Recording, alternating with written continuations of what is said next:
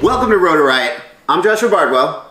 And I'm Cricket. Cricket loves to build quads. And I would say you love to build more than you love to fly, but I've seen you fly this weekend, and stop being so good. You stop it. I just like building them. But Cricket has brought a smorgasbord of different frames. You don't just build the same frame 9 times. You brought, what do we got here? I got a Johnny FPV. I got a Ladrib Skyliner. I got a Stingy V2. V2. Yep, V2. We got a Remix. And then Schizo. And I threw in the mix because we have so many different frames here, and you were sitting around talking about what you liked about one versus the other, and I was like, this is a video. So let's start with the Schizo Nova. Okay. So this is a Supernova with the thicker arms. So this is one of the coolest things about this frame, I think, which is the arms come together, right? And of course they're bolted on. Mm-hmm. But then it's got this kind of spiral pattern. Like a locking system somewhat in the center there, which actually works out pretty good from stopping your arms from actually turning when you hit a tree on one side, how some arms spin. That is completely eliminated. And a lot of times you'll see they'll have 2 screws, right? But then you got a lot of leverage, you got a lot of torque, and you can break those screws quickly. Yeah. Now he hasn't. So this locking system, the arms all just kind of reinforce each other. Yep. It's pretty slick. And he also did with the standoffs. Right. So the other thing that he's done. So this screw here, is that right? Yes, goes all the way through the arm, through the bottom plate, and then to the standoff. Up into the standoff. So you got 3 screws here, and as we know from building construction, triangles are ultra strong. Yep. So we got a triangle of force here. So you broke the arm. Yes, but you have none of those have ever been torn up away from the center. Nice. Which a lot of frames do, but I guess we'll get to that as we work our way down the line. What else stands out for you about this frame? This frame, I like that he actually made it so that you can get as little or as much camera tilt as you want out of it. A lot of the new frames, or different frames, which we'll get to later as well, don't allow you to get 0, or even if you want to do -5 or whatever you wanted to out of the frame. Where this one you can, and that's one thing I like. Schizo, when we did the episode where we flew each other's quads in Atlanta, you were there for that. Yep. Schizo flies with a relatively low up tilt, and so do you, about 15 degrees of up tilt. That's about 15 now. I was flying 0 at one point, so this was perfect to actually be able to get 0 out of it. A lot of frames will assume you're going to want at least 15, 20 degrees, and they just won't even cut the carbon won't to even let you do it.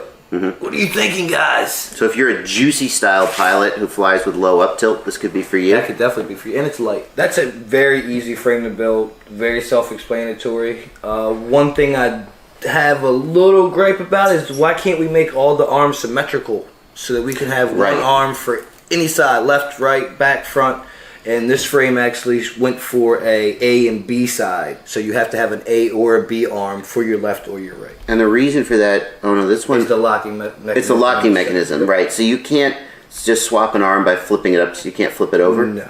So that you have to have so your spares or left arms and right arms or A or B. Good thing is though they do sell it in a kit of 2. Yeah. Instead of selling just one arm. But you're in the same situation you're always in with props. Yes. You break an A arm and you only have spares of the B arm. Universal parts are easier to maintain. So easy to build, pretty standard build, a slam deck, standoffs, everything fits not well. A complicated build. It's not really cramped. You have a lot of space to do everything you need to do on it. Okay, let's move on. You want to do the Johnny? Let's do the Johnny. Okay, first thing I noticed about this frame is that it's really kind of trim and light. Small. I mean, it's just a small... It's a beautiful frame. So I noticed that it's got a similar sort of locking mechanism. There's a screw right here in the middle. The arms come into the middle, and they actually have one screw that sandwiches them together in the center. So there's like a washer? Well, yeah, sort of like a washer. Between the top plate and the bottom plate compresses them together. Now, from the factory, it doesn't come with the middle 4 screws here. Oh, okay, so you've added these screws with the nuts. Yes. And why did you add those? Because I went through some problems with durability, where if I were to hit a tree, like we were talking about with the Schizo, where they lock into the center and they can't move, these don't have that option. So the arm would fold The arm would fold quickly. So I just did, all these frames, if you see something that you need to switch or you want to change it, this is what the hobby's about. If you see something that's lacking in one area, you can add something to it to make it stronger. It's more of for me, it's more of like a cinematic rig. You're not going to go out and smash bandos with it every day. But if you're looking for some nice park, Well, that makes flying- sense because that's the kind of flying Johnny does. I mean, not that Johnny doesn't crash. I'm sure he crashes and he blows up. It's just like anybody. But he's really very focused on cinematic, and this might be a quad that's more tuned towards cinematic than like bando slaying. Exactly. And these frames are all signature frames, so they're built for a particular person. This is what they intended to fly like, and this is what they wanted. That's worth keeping in mind as you start thinking about getting a frame. You know, think about somebody like Jeff Orta is going to design a different frame than somebody like Johnny, just because they do different kinds of flying. So I think we should talk about durability. We did that for the other frame. I think we should do it for all of them. Durability, ease of maintenance. This is another one that did the have to be an A or B arm. So this is one that you can't have, and I guess you could show them the reason. Yeah, so he didn't drill out the shaft holes here, which is smart and keeps dirt out of the shaft of the bearing, which I like. But it does mean you can't just flip the arm over and have it be either side. That means you're into that. You have to buy 2 arms regardless, and then every time you break one arm, you have to buy another 2 arms just to make sure that you have them. But as far as ease of maintenance goes, I mean, it's a pretty standard build. Standoffs, top plate, bottom plate, relatively few parts, relatively roomy. Not a slam design. Johnny actually likes higher standoffs. He commented once on Facebook. I've never heard that. He thinks they fly different. Speaking of a bando. Speaking of a bando slayer. Speaking of a bando slayer, let's go a completely different direction than the svelte, light, delicate Johnny BB frame. Delicate. This is the Skyliner. This is Drew's frame, and Drew is a bando slayer. Tell me the truth. Don't pander to Drew. Give me your thoughts about this frame. I haven't broken it. That to me, it means a lot. If I haven't broken it, Wow. and I've actually built all of these and flown them very hard to see what does break and what doesn't. And I can attest to that. One of Corey's signature moves is the backwards gap.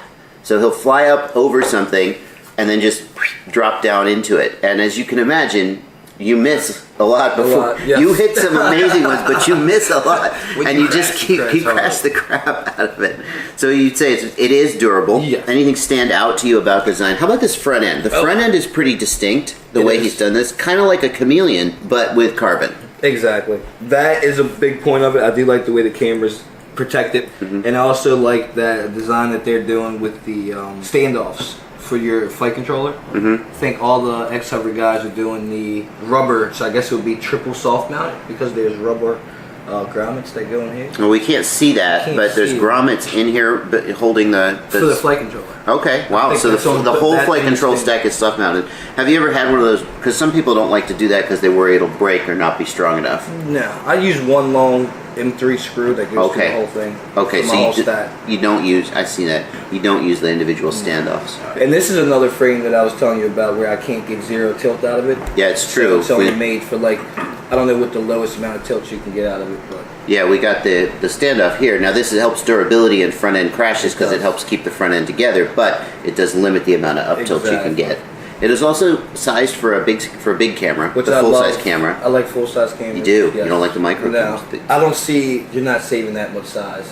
Yeah. Because if you look at it in a lot of frames that you do use the mini or micro camera, you still have to put that plate on the back of it. You know. Some of them. I mean, if we look at like the Johnny, you don't. If we look at the Johnny or the Schizo, a lot of them are built. I just think the picture's better. You like minis? I like the micros. It's the same sensor, and if you get an M12 lens, it's the same lens. I do. The M12 lens made so a then, huge difference. at that point, it's the same package, just in a smaller case. How about ease of build?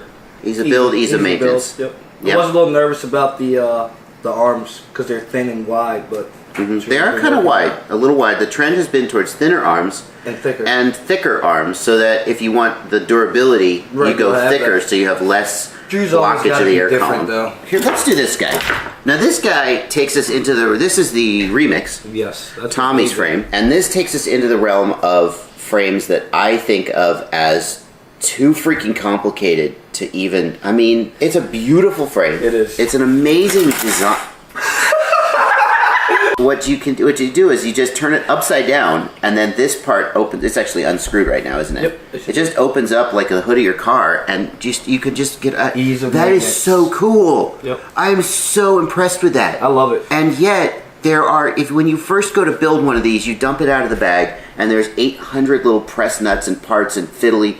That'll confuse you a little bit. How is this frame in terms of, let's start with durability, because a lot of times complicated things are not durable. Okay, durability wise, I did have some issues with breaking a lot of arms, but they ended up switching to the 5mm arms, fixed everything. So Okay. I haven't had a problem with breaking It is an arms. issue I've heard. That was an issue, yes. Other than that, he's put a lot of thought into this frame versus anybody else's frames. You can tell there was a lot of thought and a lot of this, that went into it, where most of these frames are traditional. Nobody looks at this frame and goes, it's just a ripoff of something. So durable, yes. Ease of build? Durable, yes, but it's not the most durable frame. Not the most durable. If you're just getting into it and you're just starting to fly, this is not a frame that I would recommend to you. And I think it's got to be one of the harder to build frames. Yes. In terms of like the other ones, it's just like standoffs, bottom plate, top pretty plate. much self-explanatory. This one, you kind of need to follow Tommy's video. I've heard some of the Rotor Riot guys say the first time they build this, they just have to follow the video step by step. So maybe this shouldn't be your first frame. No, I've built about 6 of them, so they're easy to build now. Yeah. But for anybody just getting into it, it'd probably be a little difficult for you. One other thing I've wondered about this frame is that with the battery on top, and the battery is, and they've moved the motors up to the top, so and it helps centralize the mass around the thrust line. The CG levels are like spot on. But I've worried about the battery shifting and maybe getting into the props. Have you had that happen? No, I fly with the long battery long ways, not Toilet tank. Right, toilet tank is how it was designed to be flown. Okay. But I actually You fly with it long ways, Yep. and you haven't had shifting. Haven't You are had using the UMA grip. Best grip you can possibly get. Okay. If you don't want your battery to move, get that. Next, so this is the Stingy V2. Let's Yes, just give sir. it a look. Now, one thing I noticed about the Stingy V2 is that it looks like he is using the stack screws that double as his arm screws. So Actually, he doesn't. it doesn't? No, it was made to be 20/20, 20 by 20. Remember I was telling you about the recessed... I see. This is an bushings? X-hover frame Yes. as well. So it was made for 20 by 20, but I actually used a 30 by 30 stack for it. So if you're going to use a 36mm stack, you are going to use, these are the arm screws, and they're going up through the stack. Exactly. Just do a long screw, go right up to the top. And there is an issue with that if you have to replace an arm, you got to back that screw all the way out of your stack. But that's the only screw you actually have to take out. There is no washer or anything in between there. You don't have to take this screw out? Does that not go through the arm? It does, yeah. Yeah, okay. I meant for the flight controller. I got you. So that's something some people are going to dislike. I feel like that's like the minimal thing you have to worry about for the most part on that frame. Ease of build? Very easy. Yep. Top deck, bottom deck. Yep. Arms lock in. Strong. Yep. Super durable. You got enough room up here with the GoPro mount? Yep. What stands out about this frame for you? With the front camera, he did use the mini or the micro, but he actually made a 3D printed part in there. If you notice, it only has one bolt on top and on each side, but you cannot move the camera one bit. It locks in It at locks any... in through the 3D mount. Now for GoPro mounting, you are going to need this 3D printed part. So it doesn't, if we look at something like the Skyliner, it has built-in up tilt. You could strap a GoPro right on there. Drew If you had a uses- session. Yeah. Yeah. If you Yeah. had a session. This guy's going to need some kind of a couch, a foam couch, or a Yeah. 3D printed part. That's not too unusual though. I think the 3D mounts are the way to go anyway. If you're going to fly with They really with are. a 7 or something They like really that, or are. a 6. Yeah. You might as well just go ahead and spend a couple extra bucks so you don't have to worry about it just ejecting. The last one on the list. This is mine, and I want to get this in here as well, just for variety. This is the Catalyst Machine Works Smooth Operator, and it is Catalyst Machine. They would traditionally build racing frames, but Okay. it's their take on a freestyle frame. So it's a top mount battery, and it is even more than a slam design. It's a lot of stuff going on there. Ultra slammed. So the advantage is you get a lot of centralized weight, but the disadvantage is it is a pain in the butt to build. It looks like it.